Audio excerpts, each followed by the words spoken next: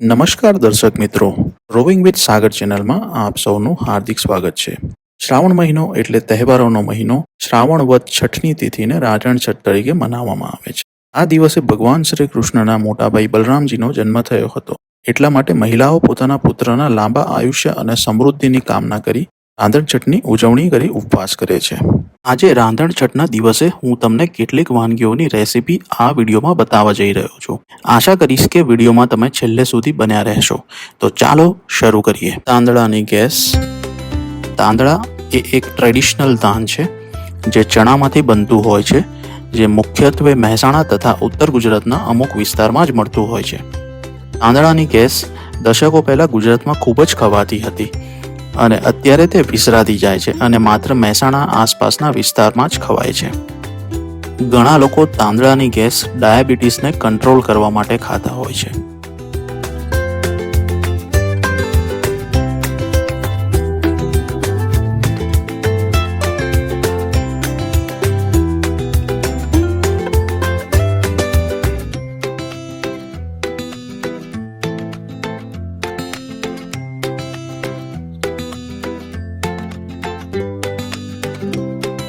કંટોળાનું શાક.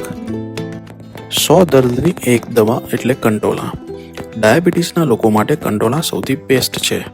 જો તમને હાઈ બીપીની તકલીફ છે તો તમે અઠવાડિયામાં 2 થી 3 વાર કંટોળાનું શાક ખાવાનું શરૂ કરી દો. કંટોળાનું શાક ખાવાથી કોલેસ્ટ્રોલ કંટ્રોલમાં રહે છે.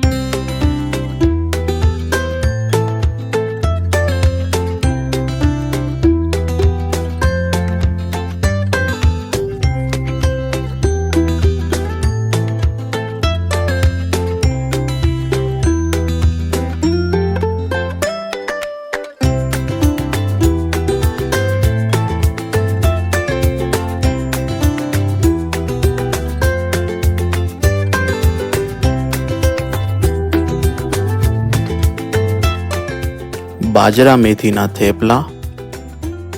બાજરી અને મેથીના થેપલા એક સુપર હેલ્ધી કોમ્બિનેશન છે. તેમાં આયર્ન તથા ફાઇબર સારા પ્રમાણમાં હોય છે. બાજરી ખાવાથી ડાયાબિટીસ અને બ્લડ પ્રેશર કંટ્રોલમાં રહે છે. સાથે સાથે કેલ્શિયમની ઉણપ પણ પૂરી કરે છે.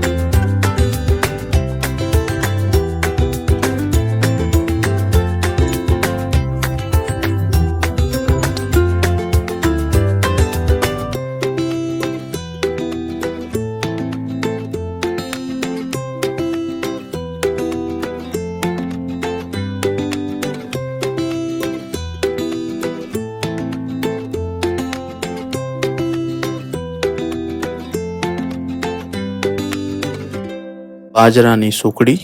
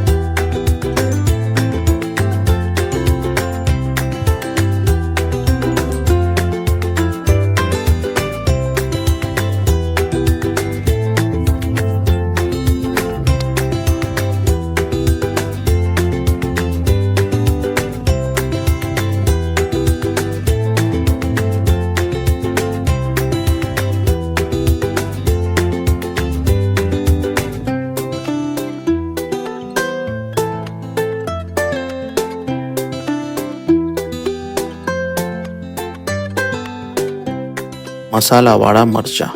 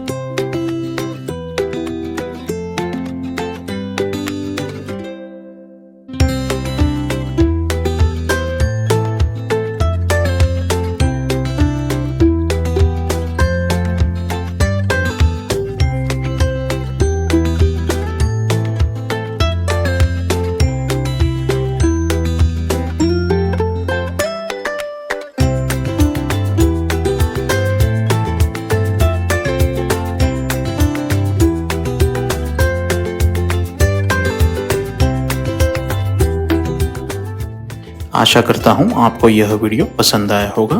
मिलते हैं और एक नए वीडियो पे, तब तक के लिए आप अपना और अपनी फैमिली का खूब ध्यान रखें। जय हिंद दोस्तों। वीडियो अगर पसंद आया हो तो लाइक, कमेंट और शेयर कर दे और चैनल को सब्सक्राइब जरूर करें।